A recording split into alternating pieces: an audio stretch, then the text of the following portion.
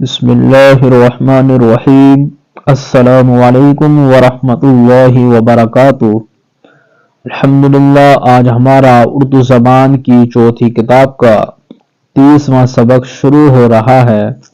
بخاری یا دخانی کشتی۔ دخانی یا دھوئیں کی کشتی اس کشتی کو کہتے ہیں جس میں ایک انجن لگا رہتا ہے اور جب وہ گرم کیا جاتا ہے تو اس کے دودھ کش میں سے دھواں نکلتا نظر آتا ہے۔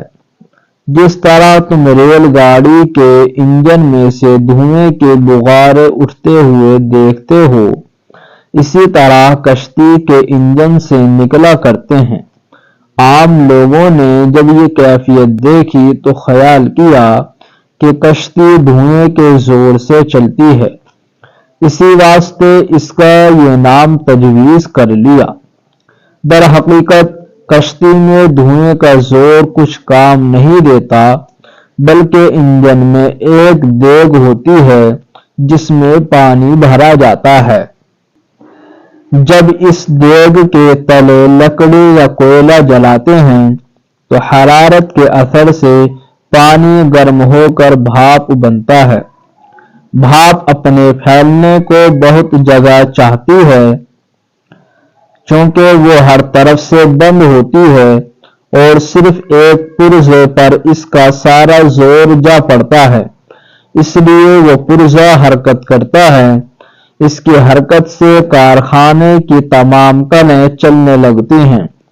اس قسم کے انجنوں سے کہیں تو لوہے اور لکڑی کا کارخانہ جاری ہے، کہیں کپڑا بنا جاتا ہے، کہیں کاغذ بنتا ہے، کہیں اینٹیں پکتی ہیں، کہیں برف جمائی جاتی ہے۔ بعض انجن اس قسم کے بنائے گئے ہیں جو پہیوں کے ذریعے سے خود بھی حرکت کرتے ہیں اور جو شے ان کے ساتھ وابستہ ہوتی ہے اس کو بھی اپنی زبردست طاقت سے کھینچ لے جاتے ہیں۔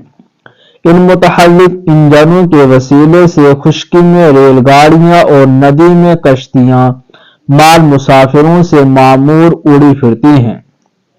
کچھ بہت زمانہ نہیں گزرا کہ کشتیاں محض ڈانڈ کے سہارے سے چلائی جاتی تھیں۔ ڈانڈ کی حرکت سے ملاح پانی کو جھکولا دیتا تھا، پانی کے ہٹتے ہی کشتی آگے بڑھ جاتی تھی۔ اس ترکیب سے کشتی بہاؤ پر تو خوب چلتی، مگر دریا کے چڑھاؤ پر یا دھارے کو کاٹ کر یا باد مخالف کے مقابلے میں جانا البتہ دشوار تھا۔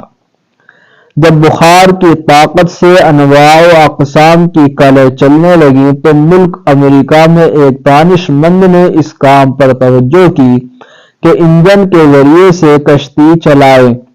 اس نے کشتی میں ایک انجن لگایا اور اس کے ساتھ دو گھومتے پہیے کشتی کے اطراف میں قائم کیے۔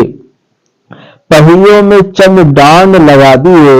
جب بھاپ کی طاقت سے حرکت پیدا ہوئی تو انجن کی چرخیاں گردش کرنے لگیں۔ ان کے وسیلے سے دونوں پہیے جو کشتی کے سروں پر لگائے گئے تھے چکر کھانے لگے۔ ان کی گردش سے ہر ایک ڈانڈ کے ترتے پانی کو ہٹانے لگا۔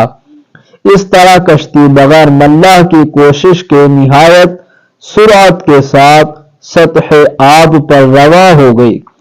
سب نے اس کشتی کو پسند کیا اور روز بروز اس کا رواج بڑھتا گیا۔ یہاں تک کہ امریکہ اور یورپ کے ملکوں میں بخاری کشتیوں اور جہازوں کی ساخت کے بڑے بڑے کارخانے قائم ہو گئے، اور جس قدر زمانہ گزرتا گیا دخانی کشتیوں کی ساخت میں اور مفید باتیں ایجاد ہوتی چلی گئیں۔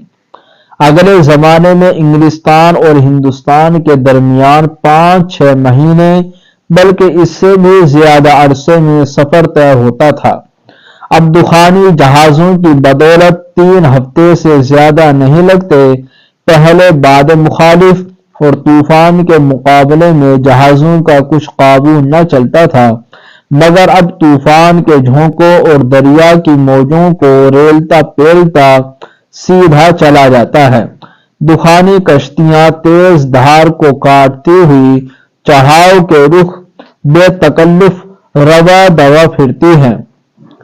ان دخانی کشتیوں کی ایجاد نے سفر اور تجارت کو نہایت آسانی اور ترقی بخشی ہے۔ برسوں کا سفر مہینوں میں اور مہینوں کا سفر ہفتوں میں قطع ہونے لگا، یا یوں سمجھو کہ دنیا سکڑ کر چھوٹی ہو گئی اور دور دراز کے ملک ایک دوسرے کے قریب آ گئے۔ الحمدللہ، آج کا ہمارا یہ سبق مکمل ہوا۔